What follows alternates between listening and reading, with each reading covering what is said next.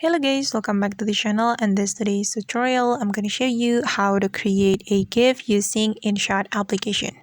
Alright guys, let's get into it. Here I have opened my InShot application on my phone, and let's just create a project first. You can tap on video and tap on new and select a photo or video from your gallery you want to make as a GIF, and I'm going to select this one.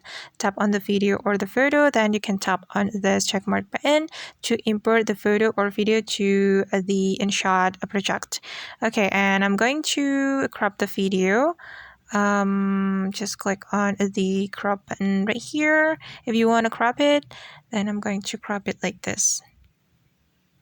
Okay, and you can edit your GIF before you export it. You can put tags or sticker to your GIF. You can make it as creative as you want. And I'm going to remove the watermark first. Okay, tap on remove. Okay, and now let's just export this video as a GIF. We can tap on the save button.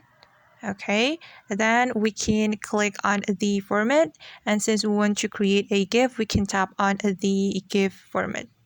Okay, then just click on save and wait until the process is completed.